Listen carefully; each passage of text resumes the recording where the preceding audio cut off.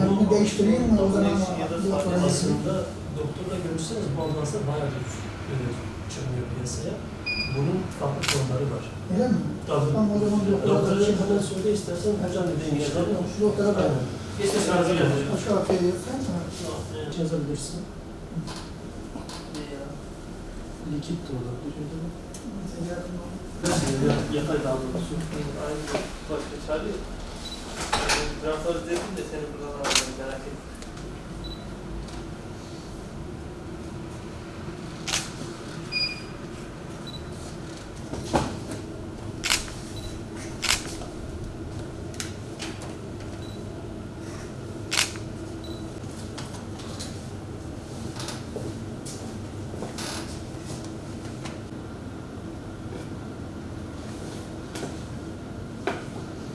Biz ilaçların %55'ini yurt dışından ithal ediyoruz genel anlamda. Ürettiğimiz ilaçların yani %44'ünde ise yurt dışı sermayenin bir hükmü var. Yani %100 bize ait olduğunu söyleyebildiğimiz ilaçların yüzdelik dilimimiz de %0.16 gibi bir oran. Bu ise dünya pazarında 1.2 trilyon dolar hükümde olan ilaç üretim sermayesinden mahrum olmak anlamına geliyor. Ve ülkemizde ilaç üretiminde kısıtlı imkanlar olduğu için yurt dışından ithal etmek zorunda kaldığımız için yurt dışından ilaçları teminde sıkıntı yaşıyoruz. Bunun belki en temel sorunlarından bir tanesi de euro kurunun sabit ve normal piyasa kurunun altında olması. Piyasa kurunun altında olduğu için mesela şöyle söyleyeyim size, yurt dışında bir ülkeye işte 100 euroya satılan bir ilaç ya da 10 euroya satılan bir ilaç bizim ülkemizde euro kurundan dolayı daha düşük bir ücrete firma satmak zorunda kalıyor ve firma da daha az kar elde edeceğini düşündüğü için satmaktan imtina ediyor. Bu belki bir yönü olabilir ama en temel sorun ise bizim yerli üretimimizin olmaması. Tamamen genelde sermaye bakımı yani ilaç etken madde bakımından, ilaç üretimi bakımından da yurt dışında biraz mahkum olmamız diyebilirim aslında. Bir ilacın piyasaya sürülmesi ve ilacın keşfinden sonra biraz zahmetli ve meşakkatli bir süreç. Ülke olarak zamanında gerekli adımları atmamışız.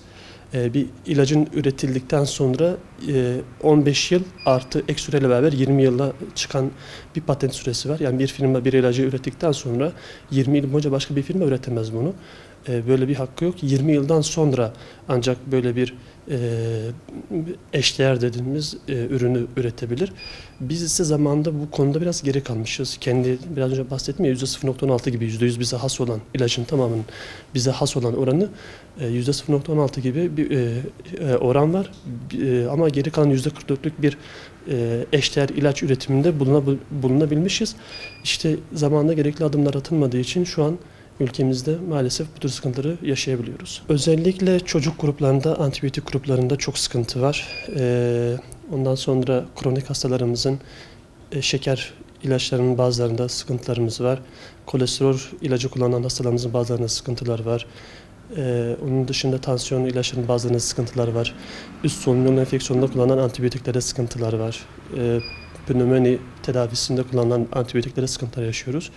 Bazen de işte astım rahatsızlığı, ondan sonra da koa rahatsızlığında kullanılan hastalıkların da bir kısmında sıkıntılarımız var.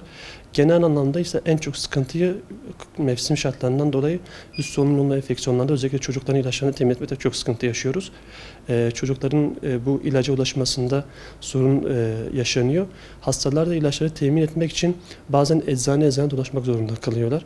Hatta geçen gün şöyle bir örnek vereyim. Bir hastam bir ilacı 2 gün boyunca aradığını söylemişti Ankara'da. 2 gün boyunca aradığını söylemişti. Ben de bulmuştu. Reçetesinde ufak bir sıkıntı vardı. O sıkıntıyı gidermek için sırf ilacı temin etmek için 2 saat boyunca burada bekledi. Doktorla iletişime geçmeye çalıştık. Sorunu düzeltmeye çalıştık reçeteyi. Şunu söylemeye çalışıyorum. Hasta 2 saat boyunca beklemeyi göze aldı. O ilacı bulmak için. Ve 2 gün boyunca da aradığını söylemişti. Gerçekten özellikle mevsim şartlarından dolayı çocukların rahatsızlıklarında kullanılan ilaçlarda, antibiyotik gruplarında, ateş düşürücülerin bazılarında teminde sıkıntı yaşıyoruz. Sağlık Bakanlığı gerekli adımları atacağını söylemişti ki zam geldi. Zamdan sonra bir nebze ilaçlar piyasaya çıkmaya başladı ama yine hala firmalar razı değil. Maalesef bu da işte bizim dışa bağımlı olmamızdan dolayı, firmaların biraz hükmü altında kalmamızdan dolayı ilaç teminde sıkıntı yaşıyoruz. Şunu söylemek istiyorum, özellikle yerli üretimde ağırlık verilmesi lazım. Yani geç de olsa güç olmaması lazım. Geç de olsa başlanması lazım. Yerli üretime ağırlık verilmesi lazım. Ve ilaçların temininde dışa bağımlılığın belini kırmamız lazım diye söylemek istiyorum.